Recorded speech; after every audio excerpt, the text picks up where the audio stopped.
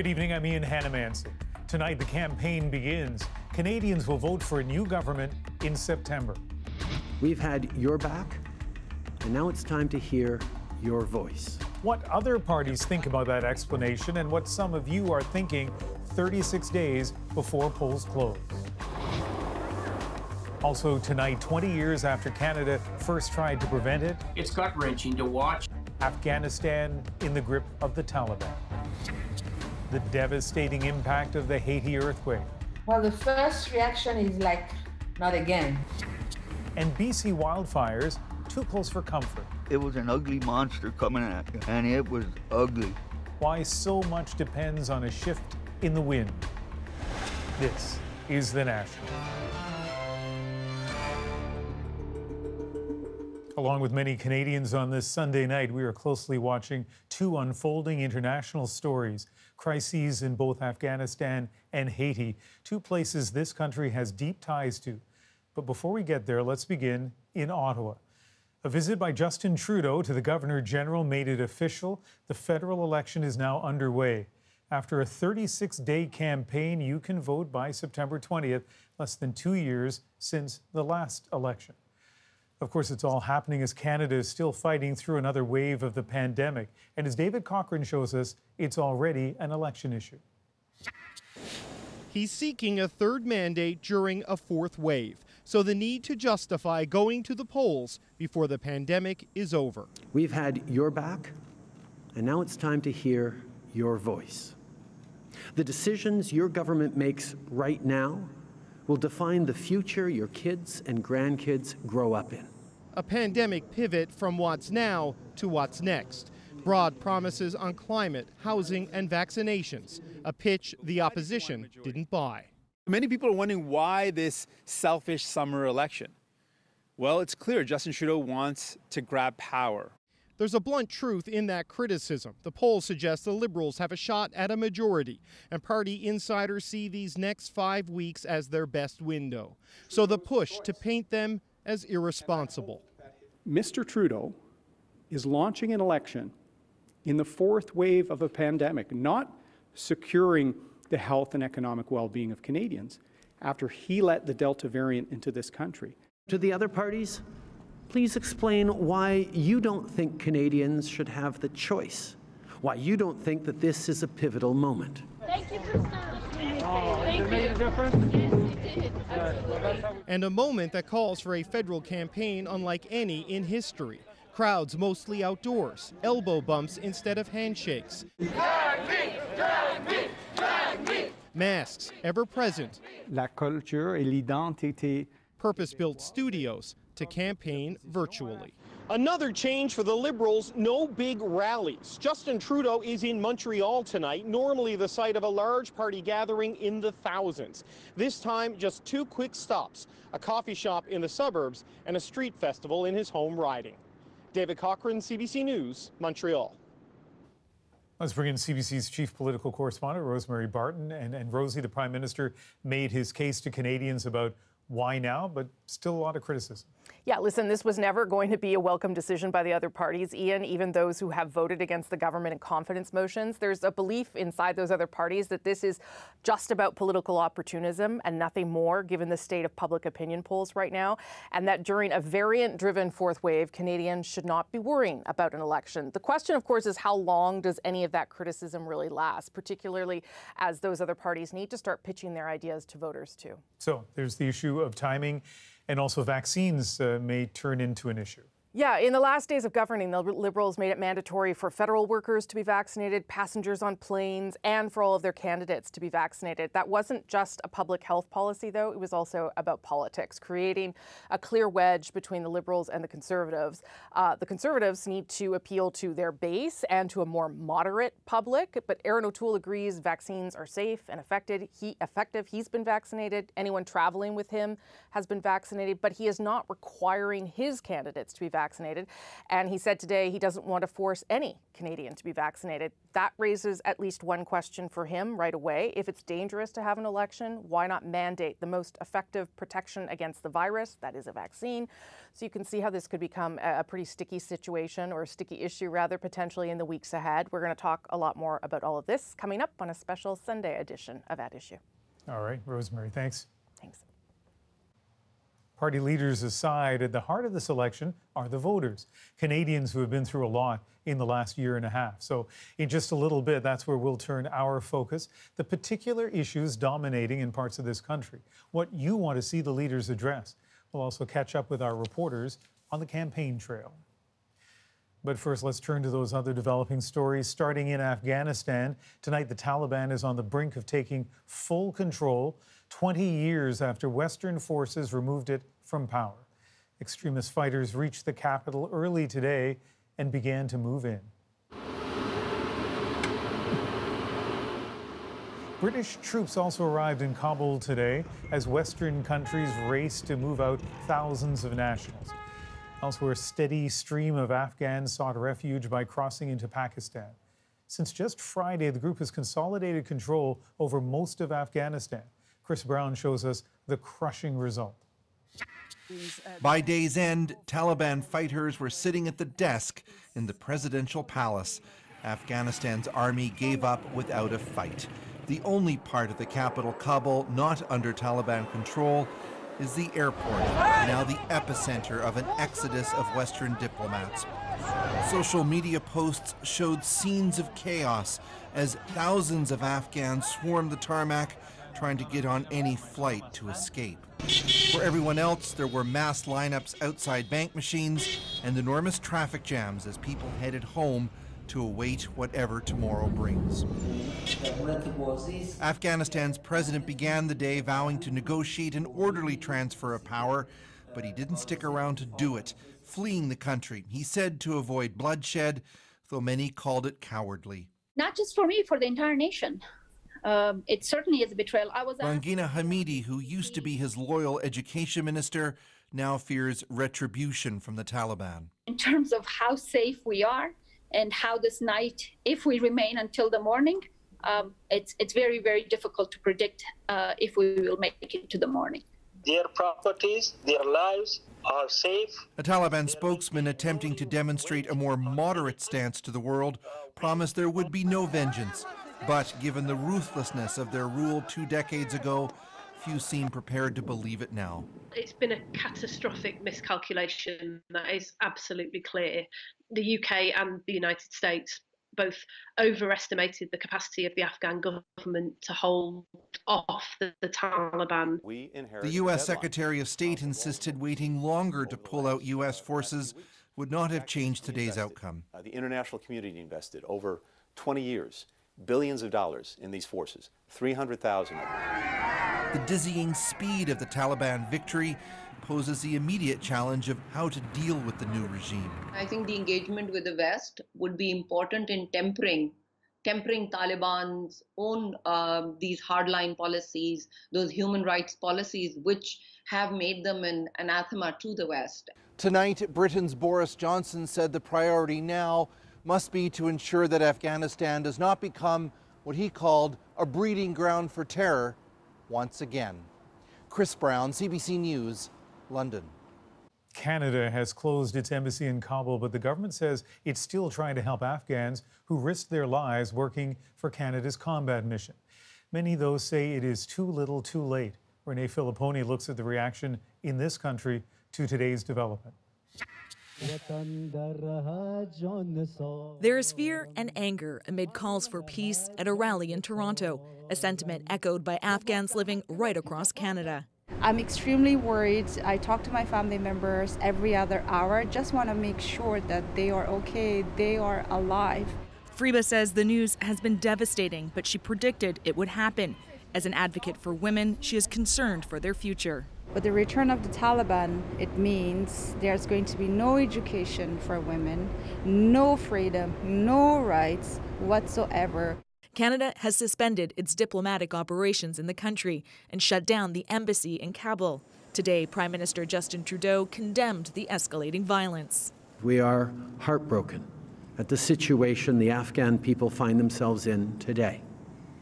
This is especially so given the sacrifices of Canadians who believed and continue to believe in the future of Afghanistan.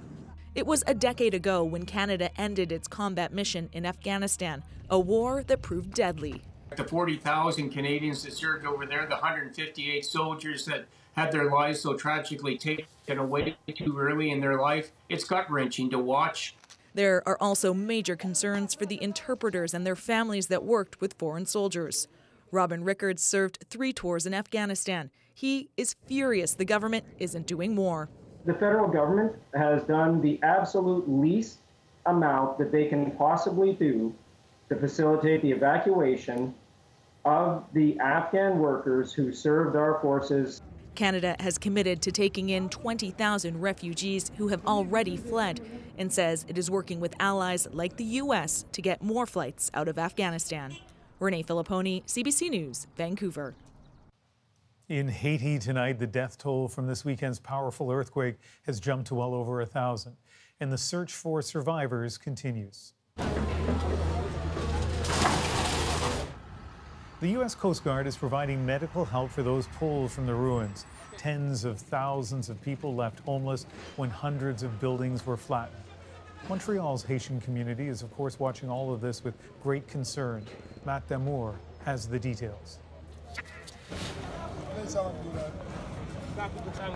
A second day of desperate searches for survivors in the town of Likai through the rubble of collapsed buildings. The magnitude 7.2 earthquake struck near southwestern Haiti, about 125 kilometers from the capital of Port-au-Prince. It's left Montreal's large Haitian community reeling. Well, the first reaction is like, not again. A reference to the devastating 2010 quake that killed approximately 250,000 people. Community groups are organizing aid as people try to contact loved ones. Calling the family, the friends to have news and asking people to go and get the people who are under the rubble to get them out of that. Officials have declared a 1-month state of emergency, but as aid to Haiti is organized, some worry about getting it to the affected region. In some way, there is only one road, and with the problem of gangs, with the problem of kidnapping, there is a big problem to send resources to this part of the country. The Canadian Red Cross has started a fund for relief efforts in Haiti, but the organization says it's too soon to say if personnel will be deployed, with several questions still up in the air. What is the most helpful thing we can do or send? Material, people? Are we going to be able to get there? What is the safest way for the people and the material to get where the help is needed? As search efforts continue, there are worries of more damage coming. Tropical storm Grace is predicted to reach Haiti in the next 36 hours. Matt Damour, CBC News, Montreal. CBC meteorologist Johanna Wagstaff is also a seismologist, and I know, Joe, you've been looking at the data on this quake. Let's start with aftershocks. Well, Ian, we've seen at least 9 significant aftershocks over magnitude 4.5 that would have caused more shaking in the region, potentially more damage to already weakened structures. And we also know through satellite imagery, this shaking is triggering landslides in through the region. So there will be likely more aftershocks of significant size in the days and weeks to come, but they will gradually taper over time. The aftershocks are also painting a picture for us, a map of essentially how much of the Earth's crust slipped during that main event. And hopefully that'll help us figure out if stress is being transferred to a new fault line for future risk. So 2 massive destructive earthquakes in Haiti in 11 years. What does this tell us about the future risk for the country? Definitely risk for large damaging earthquakes in the near future in Haiti. Haiti lies on a tectonic boundary between the Caribbean plate and the North American plate, and the 2010 earthquake only 75 kilometers away, but on a completely different fault line. So scientists right now trying to see if there is a direct connection between one and the other. We know this is a complicated and highly seismic region layered on to the poor infrastructure. We will see more damaging earthquakes in the near future. Hopefully this one, though, will help us hone in on where that is. All right, Johanna, thank you. You're welcome. More now on our lead story, Canada's 44th federal election. The Liberals called it, and the four other parties with MPs quickly launched their campaigns. Our reporters are with them, and let's begin with Hannah Thibodeau and Conservative Party leader Erin O'Toole. Erin O'Toole launched his campaign here in the party's virtual studio. O'Toole says this is an unnecessary election called simply because the Liberals want a majority government. There's no reason for this election, and in fact, we've asked him not to. But as Canadians have seen over 6 years, Mr. Trudeau will always put his own self-interest, interest of insiders, ahead of the national interest. O'Toole says the Conservatives are best placed to deal with the health and economic consequences of the pandemic. But on that score, he's facing questions for not saying whether he'll force his candidates to get vaccinated. O'Toole says reasonable accommodation can be made for unvaccinated people. I'm Rafi Boudjikanian with the Bloc Québécois in Montreal for the start of a campaign leader Yves-François Blanchet says is unnecessary. Asked about recent Liberal announcements on childcare for Quebec and French language protections, Blanchet says, bring it on. I am not of a very discreet nature. I will find my way to the ears and eyes of the population. 2 years ago, the Bloc tripled its seat count, keeping the Liberals from a majority. Today, Blanchet kicked off this campaign at Montreal's Pride Parade, specifically in Justin Trudeau's riding, making it clear he intends to compete hard again. I'm Olivia Stefanovich with NDP leader Jagmeet Singh, who also kicked off the campaign in Montreal. Singh wants Canadians to see his party as the progressive alternative, pushing an agenda that asks the ultra-rich to pay more. People have referred to the pandemic and said, well, we've all been in the same boat. And I say really clearly, we've not been in the same boat. Some people have ridden out this storm in luxury yachts while others have been in leaky lifeboats. Singh will be hoping that message takes hold in Quebec. 2 years ago, the NDP won just one seat here. I'm David Thurton with the Green Party. Annemie Paul is campaigning in Toronto Centre, a riding she hopes to win with her progressive views on climate change, a guaranteed livable income, and ending the opioid crisis. Our country is suffering. It needs leadership. It needs leadership that offers a positive, progressive, and compelling vision. She faces an uphill battle, not just trying to win this Liberal fortress, but also overcoming opposition within her own party, people who want to see her gone. The feeling is if she doesn't win this seat, she won't be able to stay on as leader. This election is about you, your family, your community, your country, and CBC News will put you at the center of our coverage as all of the parties seek your vote. We will reflect the range of issues right across the country, hold the candidates to account for their promises, and give you the facts you need to make an informed decision. And today, Philip Lee Shannock headed out to hear what some of your concerns are as this campaign kicks off. On this beach in Toronto, election talk is heating up. Along with the topic of waves, COVID and otherwise, there's talk of safety, opportunism, and timing.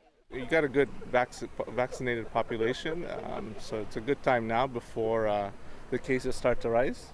Do you agree? Well, it really depends. I think it's a perfect opportunity for Liberal, I think, to take over the full control. I'm not sure is that fair to other parties at this time. Others felt that the winds are shifting. This woman agrees that the Prime Minister's reasoning that a change in direction needs an election to give the next government a clear mandate. We need something different than what we are going on. Like, this is ridiculous what we are in now. People feel frustrated. Here on this lazy summer day, it's hard for voters to warm to the idea that they'll be heading to the polls. But in 36 days, when summer turns to fall and they're casting their ballots, the mood will be very different. This woman in Winnipeg says she's too exhausted by the pandemic to think about politics. I think that it's just very opportunistic for the Prime Minister to be calling it at this time. We're just recuperating. The country is in some major debt. People are still on CERB. People are still unemployed.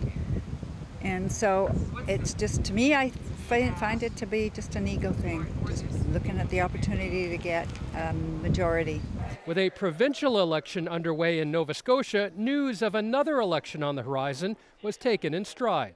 An election during the pandemic? No major concerns. I feel like where we're in the Maritimes, we're kind of really privileged in that, where we haven't really started our fourth wave. It's kind of pretty calm here, so I feel comfortable. I'm not sure about the rest of the country right now. Back in Toronto, for some, an election is the furthest thing from their minds. I'm not aware of it at all. I'm not at all aware of it. A carefree day at the beach. Canadians will hear more than enough about the election in the coming weeks. Philip Lishanok, CBC News, Toronto. To get a majority, parties will have to win battleground ridings. There are so many close races in Quebec, toss-up ridings. Coming up, Quebec voters tell us the key issues that will get their support. Plus, people in BC are surveying the damage after one enormous fire took out more homes. It was an ugly monster coming at you, and it was ugly. Now they're bracing for conditions to get even worse. And one Newfoundland girl pitches her way into the boys' league. The guys in the other team are always like shocked that there's a girl there. We're back after the break.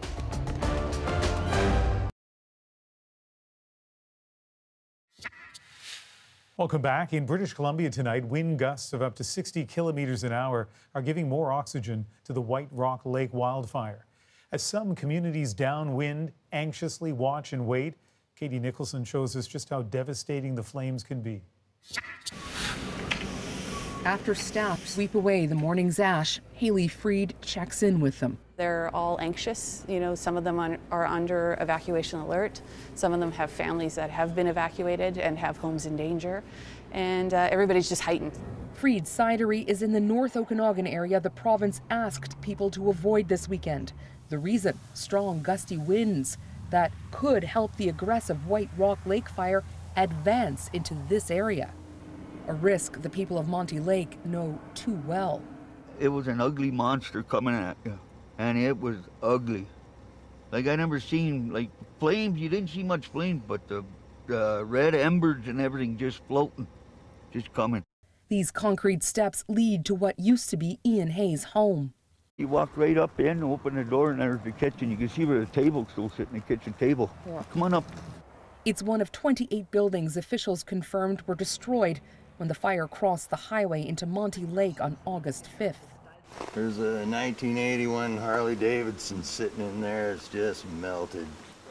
Down the road, Dave Crawford's trailer home among 5 in a row, which were reduced to rubble. My cat was in there. I wish I could stop thinking about it, but it's impossible. He isn't sure about his next move. I don't know, my son's in Ontario and he wants to buy a new place. And his dad, why don't you go in on a place with me? So I might do that, I don't know. Yeah. I like it here though. And it's hard to make big decisions while trying to process so many strong emotions. Yeah, I rescued her. Found a cat had given kittens one Sunday morning and kept one. Yeah. She was a good buddy. Another loss in a wildfire season that has taken so much from so many people and seems only to be gaining momentum. And Katie, what's it like where you are now? Well, it's unbelievable. It's just so surreal. The skies shifted around 3 o'clock today because of all of this wind coming in and blocking out the light. I mean, it's supposed to be daylight, and here we are just in this sort of neither light. It's this ominous red, eerie sky. All the birds stop singing, and it's just so quiet and still, which is heightening anxiety. Now, this area here in Armstrong just put under alert the entire city. So the people whose business this is, they just sort of left and said, you can stay here, we have to move our cattle, in anticipation of what's yet to come, Ian. Extraordinary scene there, Katie. Thank you. You're welcome. As BC struggles against raging fires, voters in the province will be looking to party leaders for solutions. It doesn't really matter what party it is, just the one that will not take me back to the 50s and 60s. How parties tackle climate change could make or break a party's support in BC. But first, Rosemary is here with what to expect on At Issue. Ian, tonight we are going to take a closer look at the reasoning behind this election call and, of course, the reaction, plus what the different messaging around vaccines could mean for the campaign. Chantal, Andrew, and Althea will join all of us right after this.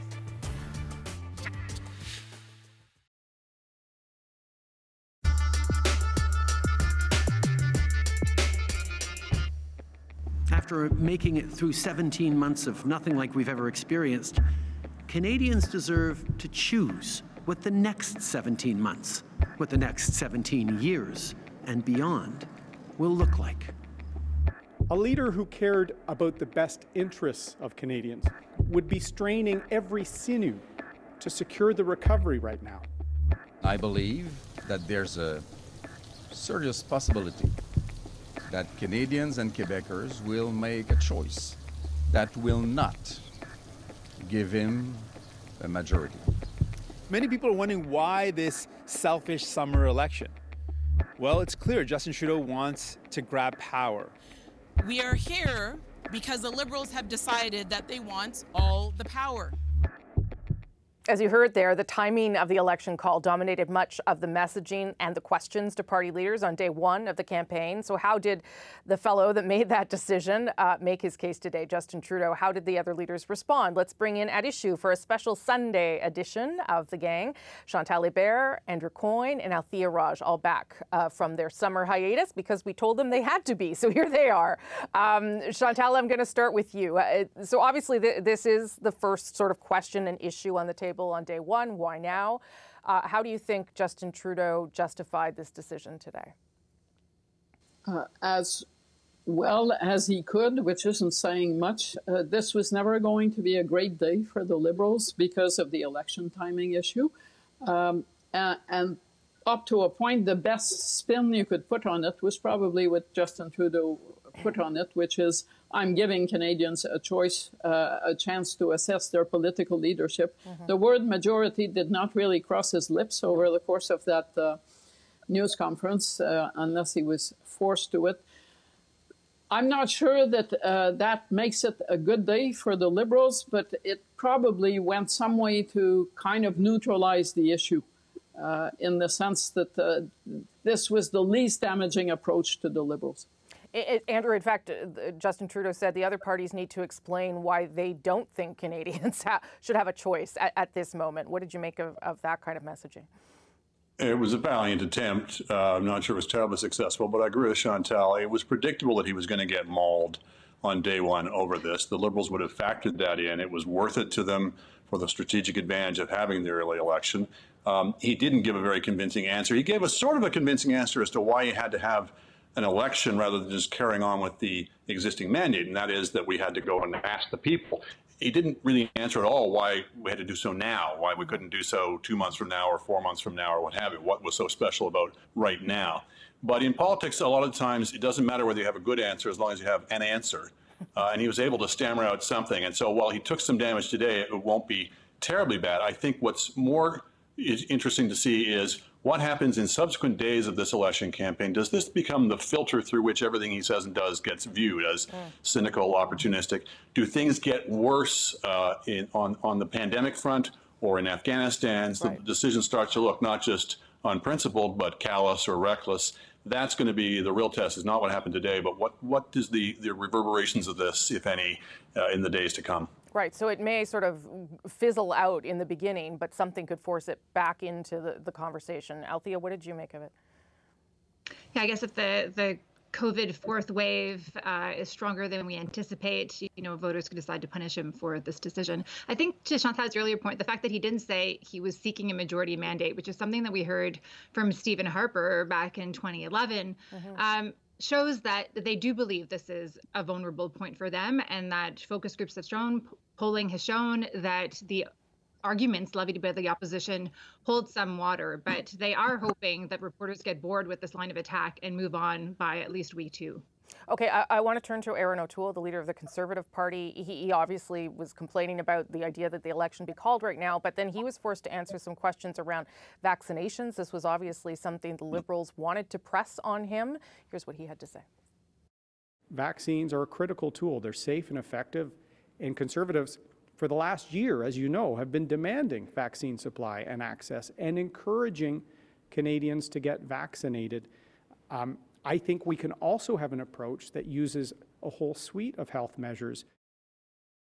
So we should say the Liberal Party, the NDP, they are requiring their candidates to be vaccinated. Erin O'Toole not willing to do that, and saying that other measures are just as important or also important along with vaccination. Chantal, what did you make of how this issue, how he managed that issue and that question? Not very well.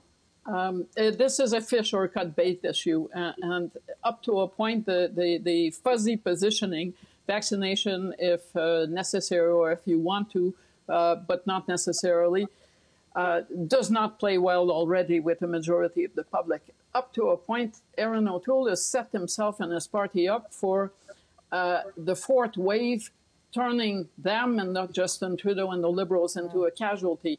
And that is, if the pattern we've seen over the past 17 months holds, the worse that the fourth wave is, the more that the public is going to want a more restrictive approach to what you can do if you're not vaccinated. Right. The governments that are getting punished in the polls for being perceived as more lax than others, that's not Mr. Legault and his curfew and now his vaccine passports. It's Jason Kenney, it's Premier Ford. So not a great answer, and frankly, not a very solid answer, considering that this was the most predictable question that was going to come his way. I think it has more legs to walk for longer than the election timing issue. But Andrew, I guess he's sort of stuck because there are people inside his party that believe that healthcare choices are personal, private decisions and that they shouldn't be dictated by government. And that's who he's trying to manage there, is it? Well, not just in his party, but further to the right, the People's Party. I think this, again, was an absolutely predictable mauling. I think the Conservatives were willing to take it on day one in the calculation, again, that the strategic advantages were worth it. In this case, the strategic advantage is keeping some distance, however small, because it's not a huge amount of distance between his position in substantive terms and the Liberals. But keeping a little bit of difference of saying, yes, I'm totally pro-vaccine and people should be encouraged to get it, but he's not actually going to mandate it, so that he can't be painted by the People's Party as just being exactly the same as the Liberals, because this is an issue they've been hammering. Now, obviously, that's not a mainstream issue. They're not going to win a lot of seats, the PPC, but they can deny the Tories some seats if enough voters who are worried about this issue glom onto it. So he had to make sure there was some difference between himself and the Liberals on this, even if he didn't look particularly comfortable or persuasive in doing so. Althea, what did you make of his response? And maybe also his decision that today he wasn't going to campaign out on the hustings. He was going to sit up at the Westin here in Ottawa as part of his sort of response to the idea that an election is not responsible right now. Yeah, to the first point, I don't think it's so much about the votes that he's worried about bleeding to the PPC and to Derek Sloan's new True North Party or to the Maverick Party out West. But I think that these issues are issues that suppress the Conservatives' own voter base, right. That is an issue that's important to their volunteers, to the door knockers, to the people who get out the vote.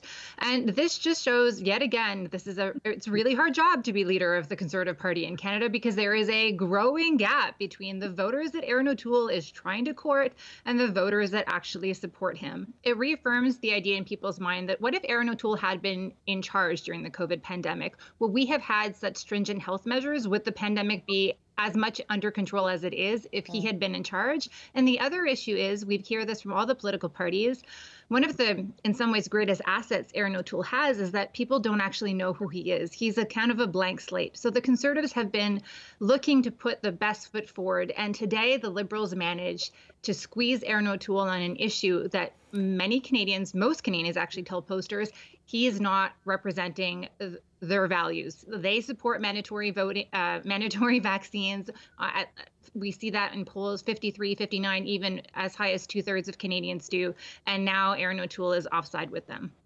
A quick go around, if I can, on how events outside of the country today played into today, or how they might going forward, whether it be the taking of Kabul by the Taliban and the collapse of that country into their rule, the earthquake in Haiti, which has now claimed more than 1,000 lives. How do those sort of large-scale foreign policy issues play into a campaign? And I got to do a quick go around on this. I'm sorry, Chantal. You're sorry that I get to answer first? Yeah, yes, and then it's fast, yeah. I think the Haiti catastrophe is in a different category from the Afghan images, and that those images of people being left behind, being stranded, are a bit of a nightmare, not only for the Liberals, also for the Conservatives, who were both very much behind the Afghan mission. But it is Justin Trudeau that is the Prime Minister, and if there is too much of a gap between glad-handing and the pictures that you see of people we have left behind in that place, it will hurt the Liberals. They are, Andrew, already working with other allies to see who they can grab and sort of get out of the country. So there is some work being done, even as the campaign starts. But your take. Well, let's be clear. Politics aside, this is a moral failing. We made a promise to these people that we would get them out, and we failed them. That can and should be held to account of the government of the day, and will be. The specific connection that people were trying to draw to the election, that somehow calling the election had caused them to take their eye off the ball, I think is a stretch. But the juxtaposition of sort of jolly campaigning and this terrible human tragedy going on in Afghanistan is not a pleasant one. Last word to you, Althea. I think in some ways this makes me think of 2015 when the picture of Alan Kurdi kind of put the Syrian refugee issue on the map. And I don't think this is an issue they saw coming. Nobody expected Kabul to basically fall today. But this is another theme, and I agree with my colleagues about the images being horrible. But those themes, keeping your promise, competent government, like if the Liberals cannot show that they can chew gum and walk at the same time, I think that will hurt them. And this is one of these issues that in a non-election time would be really difficult to actually manage, harness all the resources of government to try to get these people out. It's going to be really quite something to do that without, with your politicians and your prime minister out on the campaign trail. Okay, got to leave it there. Good to see you all on this Sunday, and I know you'll all come back here on Thursday for a regular panel. We'll talk about all the other parties and the various issues that will emerge over the coming days. Thank you all. Now I'll send things back to Ian in Vancouver. Thanks, Rosemary. And as the campaign heats up, some issues will be key to winning close races. We depend on the vaccine in Canada, and we can't even produce a vaccine. From COVID to climate, the regional impact of the issues that matter. Next. I'm Alameen Abdul Mahmoud. Tomorrow on CBC's daily news podcast Front Burner, it's official. Canadians are heading to the polls September 20th. And we're wondering, why now? Subscribe wherever you get your podcasts. I want to vote for somebody who cares about climate change and is going to help take care of our planet. Issues for me is Indigenous issues. I want to see a national dental care program brought in, get the daycare thing sorted out. The voter might have a big concern how the government is going to do to get the economy fully recover. I think that the focus needs to be on stop giving people handouts and start seeing people get back to work. Just a sample of some voter priorities as we head into this federal election campaign. Parties have the next 36 days to try to win your support. And while where you live doesn't decide your priorities, it can influence them. So tonight we're looking at two particular regions, Quebec and BC. And BC is where we'll start with Anita Bath. The campaigning begins while forests are burning. A very real sign that climate change is on the minds of many British Columbians, and it could sway their vote. Every year there's been some sort of impact with fires, smoke, but I haven't seen anything this devastating. Phil Elliott owns the Avalon Inn in Osoyoos and has lost well over $50,000 in revenue this summer from cancellations due to hazy skies. A former Conservative voter, he now sees the environment and the economy as one. In this area, it doesn't really matter what party it is, just the one that will not sort of take me back to the 50s and 60s fossil fuels mentality. The owner of Victoria's Splash Landscape is also looking at this election through a different lens. We're experiencing more heat now than it seems like ever before, so that really opens your eyes. And trying to keep this from turning to this isn't as easy as it once was. It's definitely been dry. Trees are failing, things are drying out. We're slowly doing our best to mitigate as much as we can. 45% of British Columbians put climate change at the top of their list going into this election. But will that actually mean change at the polls? If their absolute guiding conscience is climate change, they're indicating to a significant extent that neither of these leaders really has a significant advantage on this file. And despite being directly affected by the environment, with farm crops destroyed in the blistering heat this summer, there's still a large part of BC holding true to its conservative base. We know that anecdotally, agriculture producers are really feeling the heat quite literally and feeling the effects of hotter temperatures. Will it be enough for them to sway their vote? We're not seeing it right now. But with dire warnings like that of the recent UN report on the course of global warming, one thing is clear. Stand up right now! Delivering on climate change can no longer be an afterthought. Anita Bath, CBC News, Vancouver. Like BC, Quebec will once again be an important election battleground. Alison Northcott shows us that for some voters there, the pandemic has created new priorities. As a business owner and parent, Niloufer Al-Sherbaji will be watching this election closely. This election is important to me because there are new things that have come to light since the pandemic, since becoming a mother, that I hadn't seen before, that I hadn't felt before. For her, accessible, affordable childcare is a major issue, along with continued support for businesses like hers hit hard by the pandemic. We should have more of some type of tax relief fund to be able to go back to where we were, or at least, half of what we were. Just like in 2019, Quebec is expected to be a crucial battleground, particularly between the Liberals and the Bloc Québécois.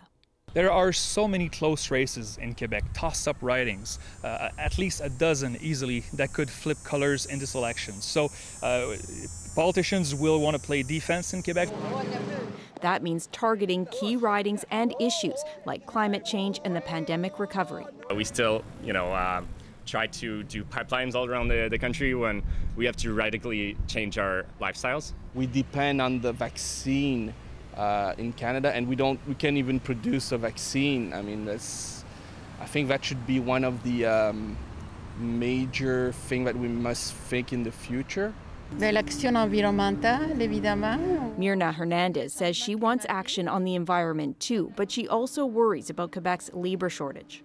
It's extremely difficult to get goods to the restaurant. All of the suppliers that we have right now are struggling in terms of employees. Michael Garayab says the federal government has helped businesses with wage and rent subsidies, but now there are new challenges. You have a pandemic where the government overextended itself or did what it had to do to make sure that people were okay. I think that they did a good job, but I think that moving forward, there's like that third part of the pandemic, which is going to be, okay, what do we do now? Like, how do we get through this without having like a major inflation? It's the kind of question the parties will have to address on the campaign trail in the weeks ahead.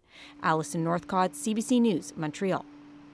And today, 2 leaders' debates were announced, one in each official language. The French debate will be held on Wednesday, September 8th at 8 p.m. Eastern. The English debate on the next night, 1 hour later, Thursday, September 9th, starting at 9 Eastern. Coming up, a 15-year-old pitcher from Newfoundland is turning heads as the only young woman in her league. When we go away, the guys in the other team are always shocked that there's a girl there. We'll show you how she leaves her mark on the field in our moment.